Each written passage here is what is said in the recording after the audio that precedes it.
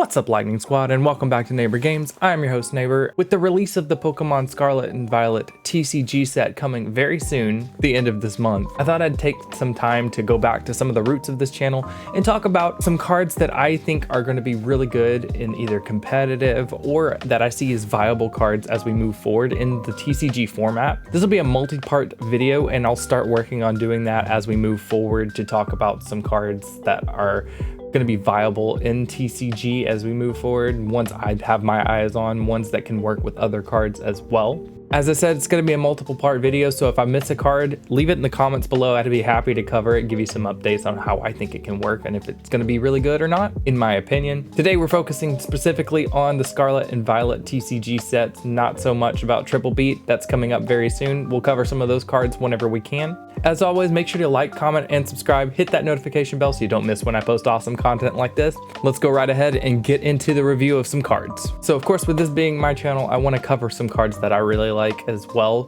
And what better way to start than with Rotom from Scarlet and Violet. This is a basic Pokemon card. It's electric type. Its first attack is Junk Hunt. It costs 1 colorless energy. You search your discard pile for an item card, reveal it, and put it into your hand. Its second attack is Thunder Shock for 1 lightning energy. It deals 20 damage. You flip a coin, and if heads, the active Pokemon is now paralyzed. I focused on this card because the first attack is an excellent resource to hunt from the discard pile. Resource management is always really key with Pokemon TCG, and be able to pull back cards that you may have discarded will always be helpful.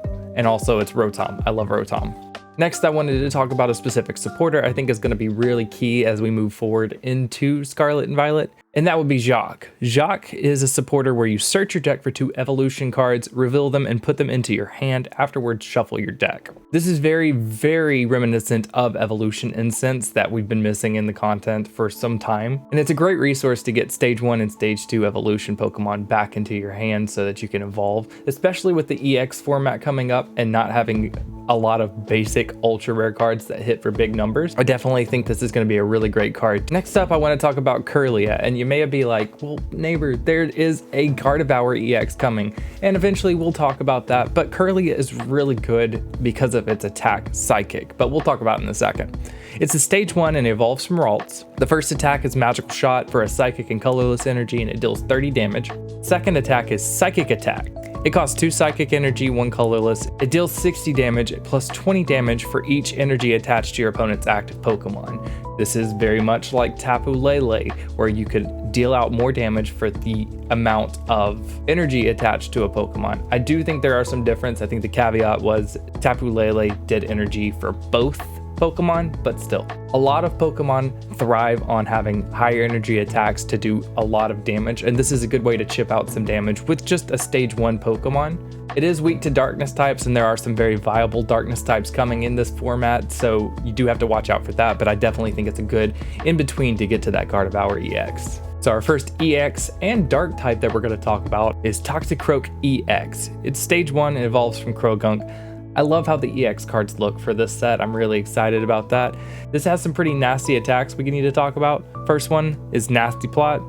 For 1 darkness energy, search your deck for 2 cards you want and put them into your hand, then shuffle your deck. So it's a really good way to set up. The second attack is Toxic Rip It. For 1 darkness, 2 colorless. This deals 100 damage, and the opponent is poisoned with 6 damage counters per turn instead of 1. That's an aggressive amount of poison, a damage that's going to be done to your active Pokemon, so I would definitely look out, especially if you got some weakness like you do with Ralts and that whole line. Pairing it with Galarian Slowking VMAX and Radiant Hisuian Sneasler as support is an excellent attacker, boost poison between turns, along with the next card that I wanted to talk about, and that would be Muck. Stage 1 and evolves from Grimer. It's a dark type with 140 hit points.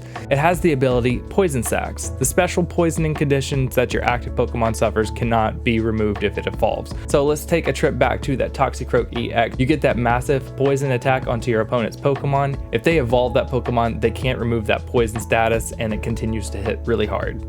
The second attack is Toxic Strike for 1 darkness and 3 colorless, deals 100 damage, and your opponent's active Pokemon is poisoned. It's mostly there. I wanted to talk about it because of Toxicroak EX. And I'm going to end off today's video with an electric type Pokemon, Ampharos EX. First off, I love Johto. Getting some Johto love is great always. It's stage 2 and evolves from Fluffy. The first attack is Lightning Ball. For a lightning and colorless energy, it does 60 damage.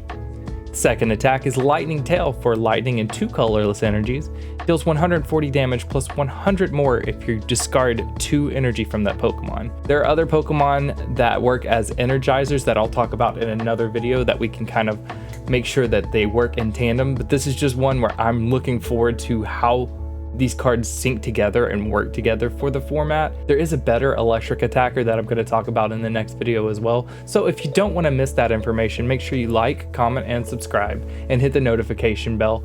Let me know what cards you're looking forward to in Scarlet and Violet, and make sure you do all those things that I talked about so that you don't miss that whenever we talk about those cards. And leave comments below about anything that I may have missed, anything you want to see, any other content ideas. I'm always open to any kind of suggestions. Thank you all so very much for watching, and I will see you real soon. Catch you on the flip side.